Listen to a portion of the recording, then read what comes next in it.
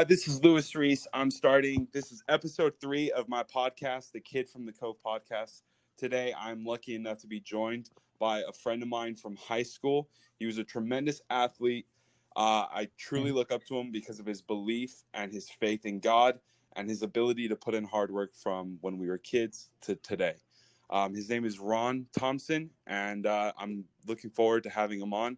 I will be recording this live right now, and I will be putting this video out within the next 2 weeks. I hope everyone enjoys, but here we go. All right, thank you so much, Louis, for having me, man. Really appreciate it. Of course, man. Of course. Hi, Charter Oak alumni here, 2013. There you go. Seriously. We're back in the building, huh? Yeah, honestly, when I was thinking about the title of, like, the name of the podcast, I was trying to think of something that would be different than a lot of people. So a lot of people have, there's a couple of podcasts I look up to. I believe a lot of people know of, like, the Joe Rogan Experience. Mm-hmm. A lot of people. There's an MMA fighter that is a now stand-up comedian. He has a co-host on it. It's called the Fighter and the Kid podcast. And I've always looked up to them and how they did their podcasts. And then I was trying to think of a name, and I'm like, what is one way I can kind of emulate where I'm from so people know that, you know what, it's not like everyone that comes from California when they move to another state. Oh, where are you from? Oh, I'm from LA. You know, it's like, no, I'm from Covina. It's a different suburb environment. You know what I mean? It's a tight-knit circle, and a lot of people come from here. And I'm lucky enough to meet a lot of people that are now successful and doing their thing and being successful human beings from Covina. So that's how I came up with the Kid from the Cove. That's great. That way, I'm like, you know what? I was a kid when I moved here. I grew up my whole life here. This is how I met a lot of the people that are successful that I enjoy talking to now. So, perfect way to kind of emulate where I'm from. Yep. You know? Represent Covina, right? Alumni all the way, literally. Yep. You know, exactly. I don't know if you remember, but there was a long time ago back when we were in school. First, talking about Charter Oak, I would like to say my condolences to the Farrar family. No, really, that's touching. That was, you know, and I remember when he started, when there was more people putting it out there that, you know, he was declining. It broke my heart because that man put a mark on his kid, on his son, who I was lucky enough to have as my teacher. Yeah. And his close friend, Mr. Strikula. Yep. And I just remember how much they made a normal kid feel like, you know what, if you work hard and push through it, you can do almost anything. Yeah. And that was just as a teacher aspect. Because I knew he had a huge impact. That's how legendary the impact of his career was, because he literally put that on his kid, on his son, who was a teacher and a football coach, and it just portrayed onto other people, and it made us feel some sort of connectedness. A belief that if we work hard, that we can do this, you know. And he taught generations. I remember when I first got to Charter Oak. I don't know about you. You probably have more stories than I do with the family, but I remember when I got there, my best friend Carlos, was his stepfather was real good friends with Mr. Strikula, who was up in the office. I believe he was a dean at the time. Yeah. And he grew up playing football under Farrar. Mm-hmm. And I'm like, okay, and that guy is about 20 to 30 years older than me when I was in high school, you know, and I'm like, that's what kind of impact he had, like literally. And I remember times of, I think he drove a Tahoe or a Suburban. They all did. The black and silver suburban Tahoe family. They're real deep. Seriously. And I remember every time I saw one, I'm like, that's him. Yep. That's every football player has many memories of riding in those cars, whether to camp or whether to passing league, whatever the case was. So a lot of fond memories.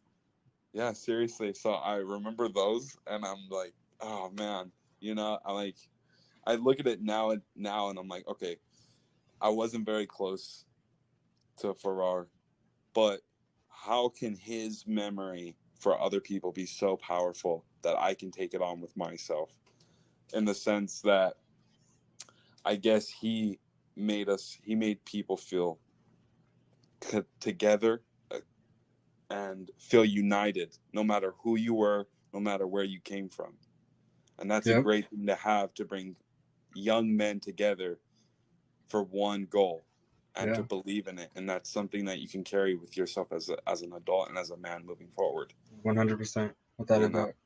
Couldn't Yeah. agree So more. that's, I'm like, that broke my heart when I heard about it, because so many people were affected by it, Yeah. by his passing.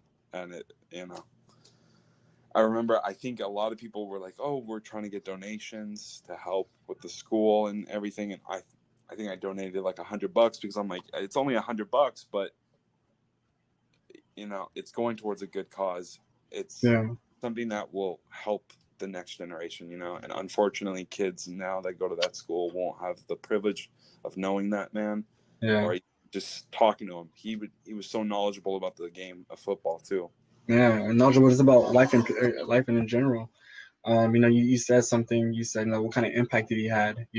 I think a lot of the disciplines that I have now come from that environment of being around coaches like, Dom and his father and Lehigh and them, because they were trying to grow men. They weren't worried about the field more than they were growing men. And that's how you leave an impact. So I definitely, condolences to the Farr family, and just that loss definitely Yeah. hit home. Yeah, seriously. So that's something I'll always be thankful for coming from Charter Oak. Is just knowing what kind of impact he had on others and trying to portray that into my life, I guess, a little bit, with work ethics and bringing people together, But yeah, good times. It's good to reminisce always. Yeah, you have a lot of memories of high school, and Mm. I do have a couple questions for you personally. Okay. In high school, what was your biggest obstacle that you had to deal with, and what were your goals back then? Biggest obstacle I had to deal with.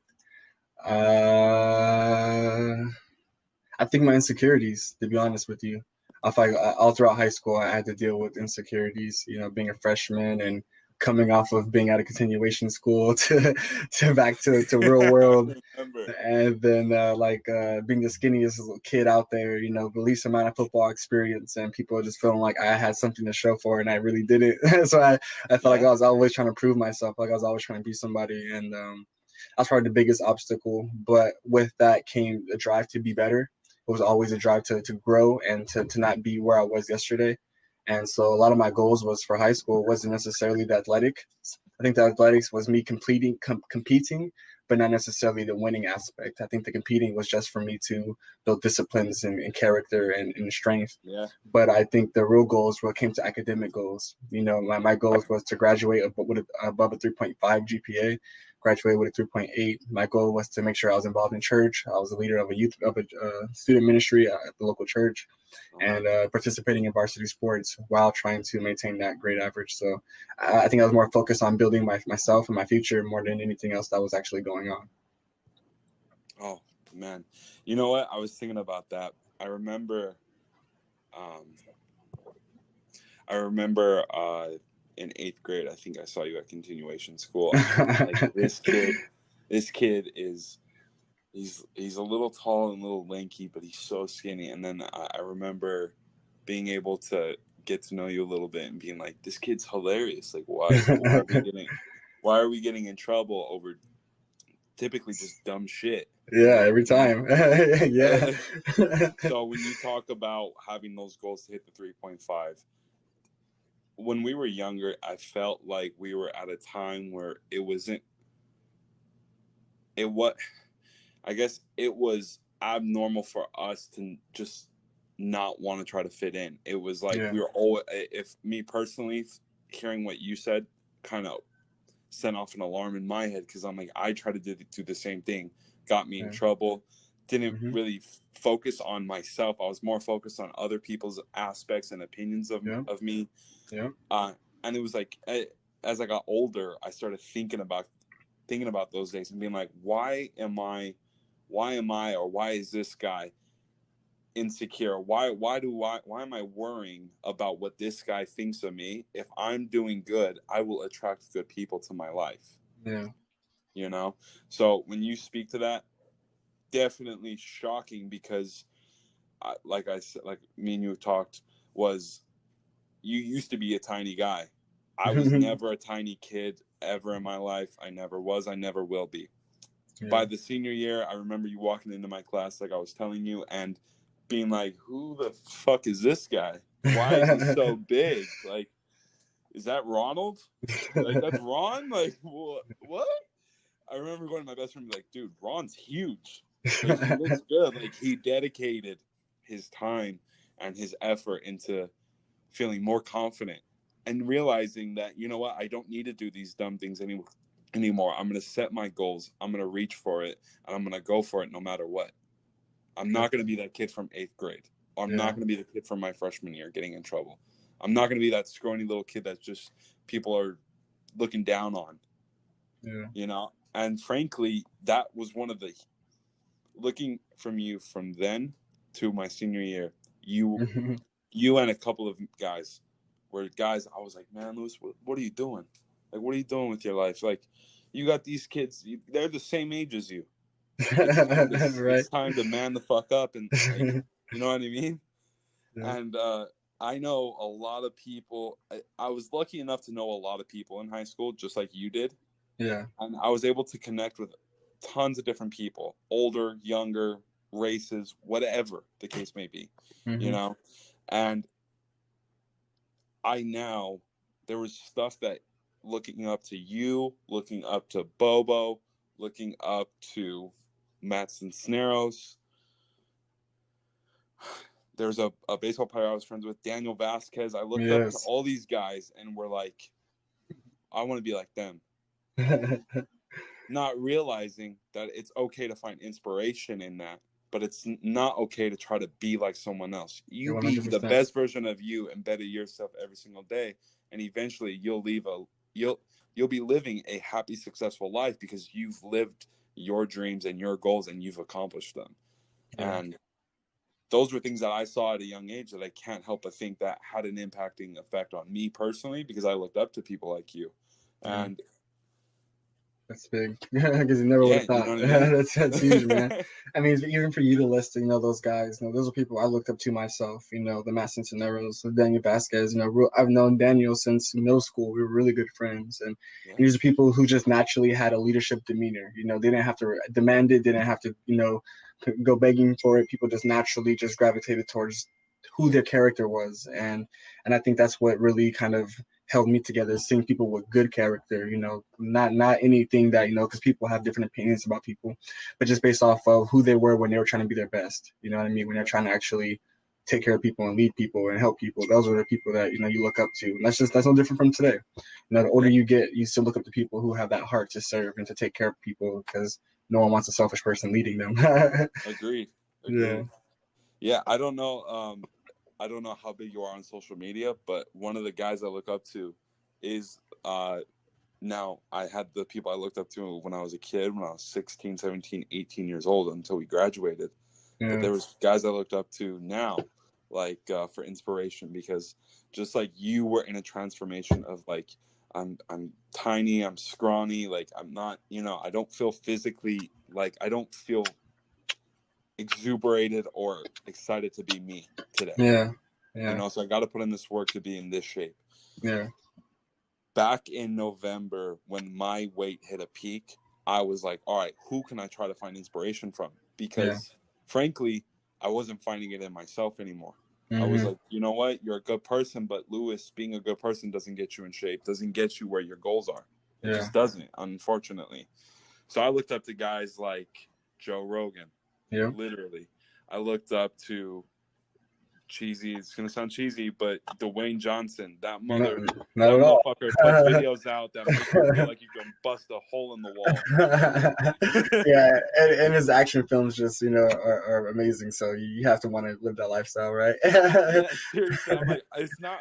And I used to tell my friends that, and they'd be like, "Look, Louis, you're never gonna be that big." I'm like, I'm not trying to be that big. I'm trying to be as inspiring and find hard work and dedication the way that man has. Yeah, You know what I mean? exactly. And that's the end goal. It's not Every to time. be, you know what I mean? It's not. It's like you look up to old videos of Muhammad Ali or Arnold Schwarzenegger. Yeah. You don't look at those videos thinking I'm gonna be Muhammad Ali. Yeah. I don't look at that and go, I want to be as big as Arnold Schwarzenegger in, I don't know, the 70s and 80s. Yeah. You know what I mean? Like, it's just like, it was that dedication. It was a belief in yourself that no one's going to stop me no matter what. Yeah. That's what sets the greats apart. Mm-hmm. You know what I mean? And sometimes being great doesn't mean that you have to know everybody. Doesn't mean everyone needs to know your name. Yeah. It just means that the impact that you left on them is worth living on for the rest of their lives. I believe that to this day. And I used to look up to guys like, for work ethic, to strive and succeed, guys like Muhammad Ali. I'll still go back and watch those videos. Old videos of him boxing in a gym with black and white or, not very good coloring, That is some of the most inspirational things that you can find and pull into your own life to kind of push you in any facet of your life, you know? And, I can't wait to, I know we're never okay settling at where we're at. Yeah. I don't think we should ever get complacent. No, never. Like, oh, look, Louis, like you're down, or Ron, you gained 30 pounds of muscle. You look like a superhero now. I did. Not anymore. I did. Like, for a while. Don't mind. Yeah, don't mind anything else, but like being there, I'm sure you didn't go, all right, I did it. No one has ever that wanted to be great at something ever went, okay, I did what I said I wanted to do, and that's it. No, never. And that's why I'm like, I can't wait. I've even had guys that we went to school with that message me and reach out to me, Louis, what have you done? What have you changed? What are you doing differently? Well, really nothing. I mean, if I look at it this way, if I knew it was this, how can I say this? It's never easy. Anything worth fighting for will never come easily to you.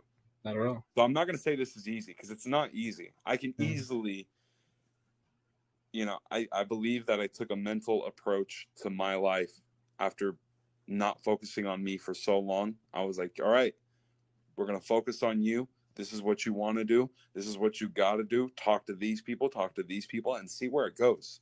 Yeah. See what happens and run with it. And don't stop just because someone says, oh, you're going to fail, or great job, you did it. No. I haven't done jack shit yet. Yeah. Wait till you see where I end up at. Come on, there you go. And, that way I can kind of inspire other people. I've had guys reach out to me, what are you eating differently? What is your workout regimen? Why are you doing this? And it's like, well, why does anyone do anything? Exactly. Because, we don't have to do this. We frankly, we don't, And that's something that I found inspiring from a lot of people, including yourself. So thank you for that, man. No, thank you, man. Thank you for sharing that story, man. That's really good. And of course. And that's really, at the end of the day, what people need to have their why. Why do you want to get up in the morning? Why do you want to go, exercise or read that book or take that class or go to that job, or talk to that woman or man, you know what I mean? It's all about what it is that you're wanting to put that work in for, the vision that that you have for how life is supposed to be. And at the end of the day, that vision is only yours, and no one else can build it for you, and no one else can take it away. So, Yeah, hey man, I'm super excited that you're pursuing that, and even you having this podcast, man, that's huge. So, congratulations to you on chasing your yeah. dreams, bro. Thank Don't you, let no thank one else kill you. you Yeah, or kill that. You know what I mean? yeah. I'm so excited. I'm excited because I'm being able to talk to people that understand what it's like to go through stuff. Yeah. I'm assuming that you have gone through stuff in your life that has made you who the man you are today. Yeah, most definitely. I think And, everyone has that story. I see that you're married now. Yeah, yeah. Almost 3 years now. All right, Time goes three by years. fast. Yeah, see, Almost. that is a huge step in a man's life. Hmm. If people think, a lot of people, we fall in this rut nowadays where people are like, oh, this guy's putting pictures up to get attention. This girl is putting this up to get guys to talk to her, or there's always a motive behind what we do, Yeah. right? There's never like, I married this girl because I fucking love her and I tore her to pieces. You know what I mean? Like, Some oh well, people they got think, right? married young, so who knows? Yeah, yeah. Like, Those are well, pessimistic no. people. I stay away from people like that. Exactly. Exactly. And I'm like, I'm sure that that he didn't get married young. How old were you when you guys got married, both of you? I can say I was younger. My wife is actually older than I am. My wife's 5 years older than me. So I Oh, was, what, 20, 3 years ago, 25, 22 when I got married? 22, yeah, Yeah. 22ish. Uh-huh. And that was, what, 2 years ago. So my wife's was, what, 27? 27, Yeah. yeah. Yeah, like, I'm not that big of a gap, honestly. If anyone says like, "Oh man, that's I don't know, you got married pretty young to a woman that was older than you," be like, "Go fuck yourself," honestly. You know what I mean? No, Like, it's got it's a never like beautiful that. fucking wife sitting at home waiting for me, or she's going to work, I go to work. We're both independent and we both love each other. It's like, fuck everyone, you Yeah, know? no, it's never like that. I think a lot of people are always going to have ideas of who you are or what you're doing or how your life's supposed to be based off of their alliance with you. Whatever their relationship Hmm. with you is different, right? From a friend who's a single man and he's like, oh bro, you can't get married, versus the friend who is married, like, bro, yeah, go tie the knot, versus your family who's like, hey, you sure you want to do this? To the other family's like, no, you need to go do it. There's always different opinions. There's always different people's thoughts, and everyone's thoughts are valid. At the end of the Yeah, day, I don't believe when you have people who are circled around you that they have any ill intentions towards you. I think people just ask questions because they want to know truly, how you feel about this, and you're in a good space. And yeah, me getting married at such a young age, people assume is that I think marriage was always part of the plan. It wasn't just go around sleeping around, and I think a lot of people fall into that because it's easy. It's easy to not give your heart. It's easy to stay broken or hurt or insecure about yourself. But when you get to that point where you know what you want in life and you know what you're willing to get, we talked about your passion, your motive. What's your why? Why do you get up in the morning? When you yeah, set what you want ahead of you, and you find that, from my belief, that God brought me this woman who met me exactly where I needed, met me where I was, and was gonna ride along with me to go where we both had visions for our life. And when you find that, it's why am I gonna wait? Why am I gonna be yeah. subject to messing around and trying to figure out how this is going to work? You just jump right in and say, all right, let's do this. I'm in, you're in, and we'll look back and let's go forward. Let's ride this roller coaster. You know what I mean? Yep, Yeah, I exactly. get you. Yeah, 100%. That's crazy because I guess with that, it's like you're 100% right. There's a lot of people that we. I'm just going to reiterate a little bit of what you said. Of course, Is go that for it. there's a lot of people that at our age we fall into this game of cat and mouse and like just like a digging a hole that never stops. It's an endless hole that will never be able to satisfy ever. Yeah, Now, and I've always been a firm believer in that if you meet a good woman and she's like your best friend, you can talk to that woman about anything, and there's there's that love and that attention for perfection for that woman. You yeah, don't hesitate on that. You don't yeah, wait for that because that doesn't come around every day. yeah, I believe that God puts a woman in your life for a reason, yeah, no matter what the lesson is, good or bad. yeah, I'm thankful for my past because shit made me grow up. It made yeah, me. if I would have said, hey, when I met her, when I dated a girl for off and on for 6 years. Oh, When wow. I was 18 and I met her right out of high school, I was a fucking buff. I was a fool. I was an idiot. I didn't know what I wanted. I was just a kid going through life, Yeah. basically just going through the motions, you know. And I was thankful for that because it made me realize that I had growing up to do in order for a woman to take me serious, no matter how good my intentions were. Yeah. No woman is going to take me serious if I'm constantly just playing around or joking about life. You're Yeah. not going to get respect that way. So I've now realized when a woman gives you the time of day, when women give you attention, they don't have to. That woman has several other options because of the world we live in. We're so accessible to other people that you're basically on a shoestring that she can yank up at any time. Mm. You know, That's and deep. I feel I feel like if you're gonna talk to a beautiful woman, enjoy that company. Hopefully it goes well and run with it if it's good. Yeah. Because I believe that I learned a lot from my past with relationships, and that's gonna make me a 10 times better husband than I would have been if I would have married when I was younger. You know what I Yeah. mean? And Yeah. that's kind of the cool, neat part of everyone being on their own tracks or Yeah. their own path. Your path was you met an amazing woman, and I hats off, props to you. You know, Thank you. it's not something to take lightly. It's not something to joke about. It's not, you know, it's like it's life and it's beautiful. You know, it is what it is. You Yeah. know, and it's something that every man or a lot of men look forward to. Just not at our age. A lot of men don't go, you know what? I'm 23. I'm gonna put this beer can down and go talk to Susie Sue to see if she's my next wife. You know what I mean? Yeah. Like, a No, lot of it I is get like. it.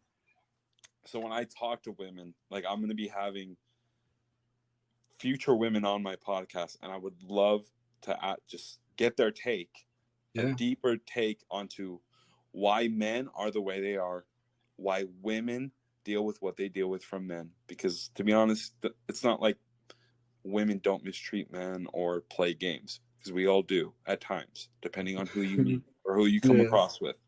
But the stigma between men and women is he's talking to me because he has an agenda. He's talking to me because he wants something. He's talking to me because this guy was a fuck boy, and this guy was, and this guy was. That wasn't even a term when I was 20. You know, like, you know what I mean? I remember being like, what is a fuck boy? Like, you know what I mean? It was a I, slogan that teenagers started using, and then it kind of caught on to adults. yeah, that's what it And seemed now like. there's Huh? this stigma around men and women that you can't talk to a woman to talk to a fucking woman. Yeah. You know what I mean? Like I think I, I'm I sure think you all would that's agree. subjective. I think all that's subjective. You know, I think there's a lot of people out there who do have those experiences.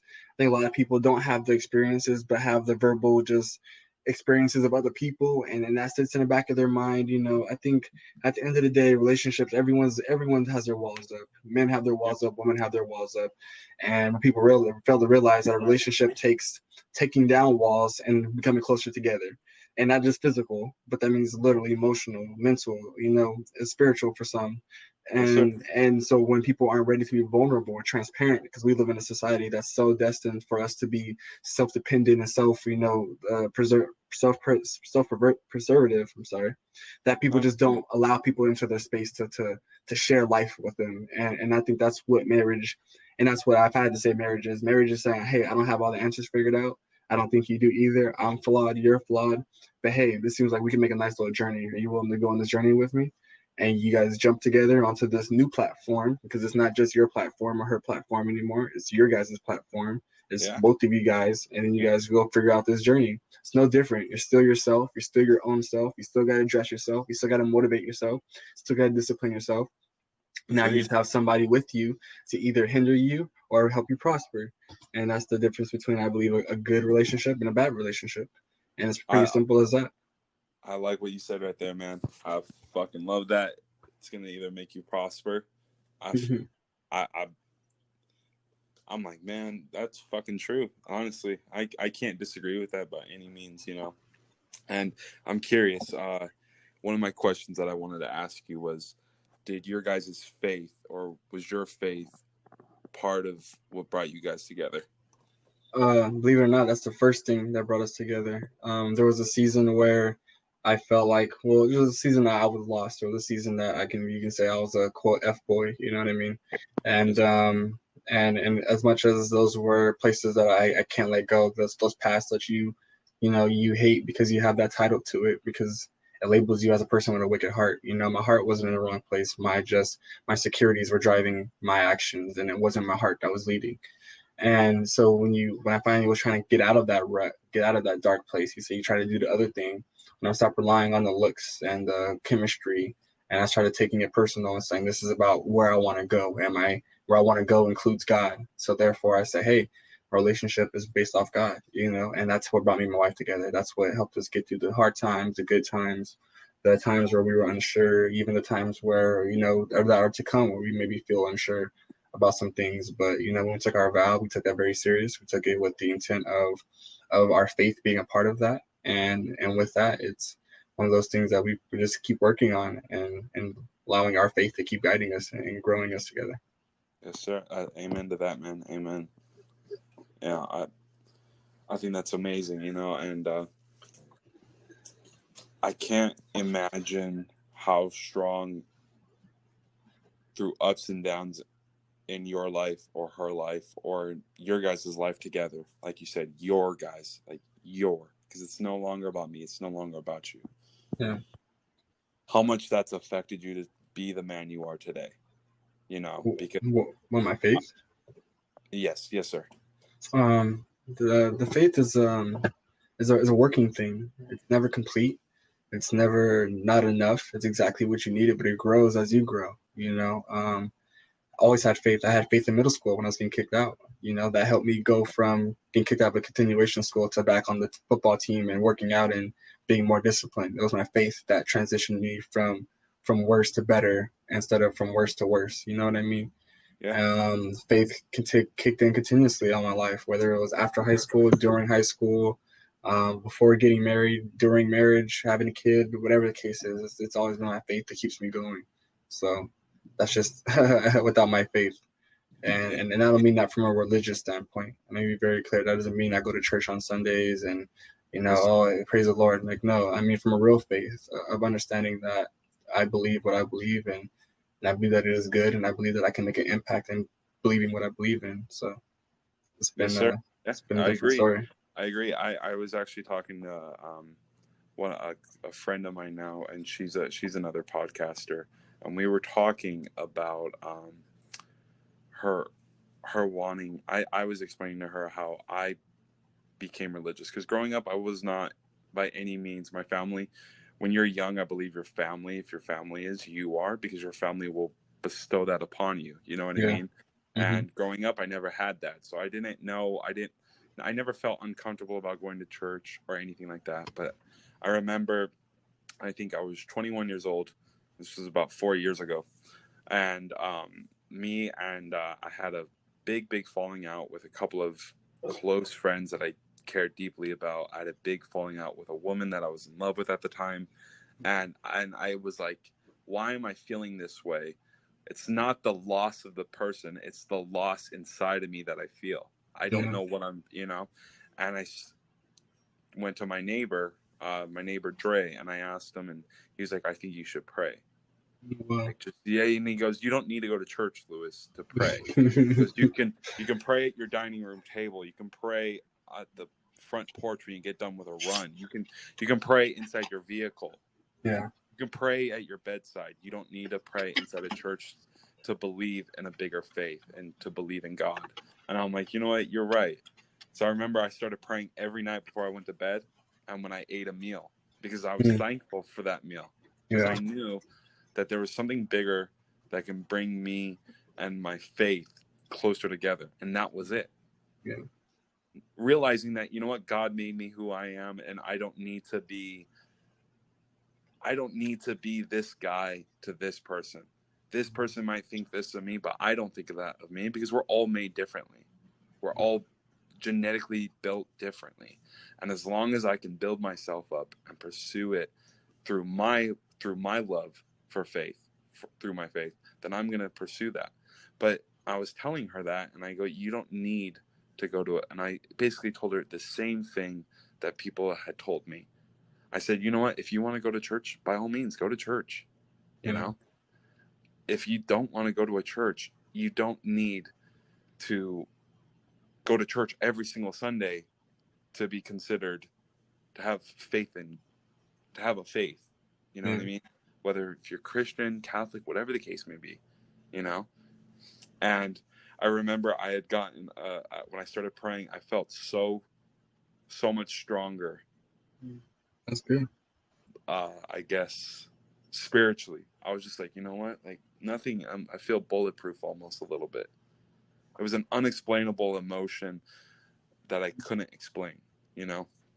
And I remember I started getting tattoos, and I had gotten a cross right in the middle of my chest. Yeah. As a symbol of strength and a symbol of my faith and believing in, you know what? It's in here. It's right here, right in my chest. You know, I have myself and I have my faith. It's right here in my heart, not in that church. Yeah. You know what I mean? And I remember my dad comes to me and he's like, why'd you get a cross tattoo? You're not religious. You don't go to church. And I was like, see, Dad? I go, that's the old school thinking. Just because you went to a Catholic school, I don't need to go to church every Wednesday or Sunday. Yeah. When I pray, when I eat a meal, when I pray, when I go to bed, that's my relation with God. And it may not be yours, but that's your right, you know? And she was like, you know what, you're right. And I'm like, you know what, it can't help to just say a prayer. Yeah. You know, it really doesn't. I say it every day when I wake up, you know? So I don't know. So I try to spread that onto her, and I think she enjoyed it, and that made me feel a little bit closer to God, to be honest. You Good. know? It's really good. Yeah, thank you, man. My last thing that I would like to talk about before I let you go is I'm going to say this, okay? And you can say whatever you want. It's up to you what you want to say about Uh-oh. Okay? I'm going to say this, okay? Yeah, go for it. When I started talking about the podcast, I have a lot of close African American friends that I look up to sincerely, with the most deep respect that I have for anyone in the world. And that's coming with all races. I reached out to two buddies of mine. One of them his name's DJ. He used to be a football player. He is now a personal trainer. Okay. Reached out to him, and I reached out to my good friend Caesar. Caesar is an entrepreneur that is very successful. He does not need to go to work that 8 to 5 every day, and I look up to that very much so as a man, you know. And his belief in the world and his belief in equality, I think, is beautiful. And when I would tell him, like, look, I think during these times there's a ton of stuff going out there. And I'm like, you know what? That does not change the aspect of my relation with a lot of people. Just because I'm a white man does not mean that I need to live by this narrative that is constantly on social media or the news. You know what I mean? And I remember telling my buddy Caesar, I'm like, I'm not doing this for me. I'm not doing this for validation. I don't treat you any differently than I would treat my best friends Tony, my best friends Andy, or my best friend Carlos, who are white and Latino. That does not change because they're Latino or white or African American, you know? And when I had you on, I'm like, when I started thinking about having you on for this podcast, I was thinking, I'm like, you know what? This guy I looked up to him when I was 17 and 18 years old. As a kid, as a guy, I wanted to be that cool, that great, that strong, that funny, everything, right? I wanted to be the man's man. that would not change what's going on in the world between my relation with you or any other of my friends that are African American. Mm-hmm. And I know that right now, a lot of people don't have a platform to talk about what their experiences are, Mm-hmm. either with being African American with white people or African American with police, because that's a huge thing going on. And I know I had asked you about it. So if you wanted to say anything, I wanted to give the floor to you to say anything about that topic. Yeah, I can share a little bit. I guess I was one of the few black kids growing up in Covina. Growing up went to Cedar Grove Elementary School, handful of black kids. Went to Royal Oak Middle School, handful of black kids. Charter Oak High School, you have more of a couple fistful of black kids, but you still the minority most of the time. And my experience is different. I think what people need to keep in mind is that everyone has a different experience, especially black people. There's a lot of division going on. You have the leftists, you have the people on the right, you have, Black Lives Matter, you have All Lives Matter, you have defund the police, you have don't defund the police. There's just a lot of division. And only thing I think I want to comment on this is one, inform yourself. Actually learn what it is you're talking about. Learn what it is that you're hearing from other people. Is it true? If you don't know, go ask someone else who may be willing to share with you their experience. But I know firsthand, for me, I have a good circle of friends, and during this time period, I've actually sent them my messages just to let them know, hey, you guys have been my closest friends. You guys have never looked at me for my color of my skin. That doesn't mean that even growing up that I didn't have racial comments spoken by friends, because of acts or the image of what America has portrayed as black men or black people in general to be so negative. And so you have people say, oh, you're acting like, the N word or, that N word over there because you're upset with them or because you're emotionally moved or irritated or agitated or scared or whatever the case is based off of this man and the image that's been put to you. And so Yes. just go to say that, I have a lot of friends who have loved me and who have been there, family, friends, all that. And so I can't say that I don't get along with white people or Mexican people. I can't pick one or the other because I've never had to deal with such a hate that I allowed. I always opened, the doors of friendship to anyone, regardless of color or background, economic class, religion, faith, culture, whatever you want to decide to differentiate people in. That's never the discriminative point. And I think people lose sight of that. At the end of the day, he said something earlier. He said, we're all genetically different. And that's partially true, but we're all made up of the same thing. One of the things I grew up learning is that everyone has to eat, poop, sleep, pee, brush your teeth, get up, get dressed. You know what I mean? And I think once you take away those real life, the things that make a person, that separates you from a person who is maybe crazy, psychologically crazy, who doesn't see a person as a person but an object, that allows for them to do damage. And I think people, when they start looking at people as objects rather than people who have families and kids and have emotions and hurt and cry and bleed just like they do, then the perspective changes a little bit. I never wanted to pick one class over the other, but when it comes to social injustice that I've seen and witnessed firsthand, there is a different discrimination. There is a different level of anxiety that comes among the black community when dealing with these matters, whether they're guilty or not. So I think people need to educate themselves, learn up, and if you feel like you don't know enough, colored people, black people, then go find you one and go make a friend. Go figure out what it is. Go to their barbecue. Go to their dinner. You know what I mean? Tell them, say, hey, I'm new to this, but hey, can I get to know you? And at the end of the day, we're not evil people. And I hope people who know me know we're not evil people. We might have our mistakes, we might fail, as everyone else does, black on black or white on white. Everyone judges one another in some capacity, but that's a heart issue. So Yes. a lot of these things going on today, I wouldn't say it's a race issue. I wouldn't say it's a cop issue. I say it's a heart issue at the end of the day. And that's what we have to work on. We have to work on having a better heart. Yes, sir. Amen to that, man. I appreciate you speaking on that. Um, I respect you for speaking on that. I've always had the utmost respect for you, and I've always admired you as a person growing up, Thanks, man. knowing you from when we were kids to now. I know I wasn't your closest, best friend ever, but I'm glad that I was able to have this conversation with you, talk to you about our lives, how stuff has affected you, myself, your faith, your life, my faith, my life, and knowing that at the end of the day, we still, I still respect you as a man, and I'm thankful to have this conversation with you on my podcast today. Oh, yeah, of course, man. That's nothing. I'm always a phone call away, brother. You know that. Of course, brother. But yeah, I want to say thank you for your time. I'm gonna go ahead and wrap this up. Yes, Um, sir. I'm Thank gonna you for be, having me. of course, man. Everyone, if you do listen to this, go find him on Facebook. His name is Ron Thompson. He's a great guy. You'll find a lot of inspiration from this man. So, thank you, Ron, for this. I appreciate it. I will be posting this within the next week, probably next week. Okay. But I hope everyone enjoyed. And until then, this is episode 3 with Ron Thompson. And thank you, Ron. I hope you have a good day, though. Okay, sir?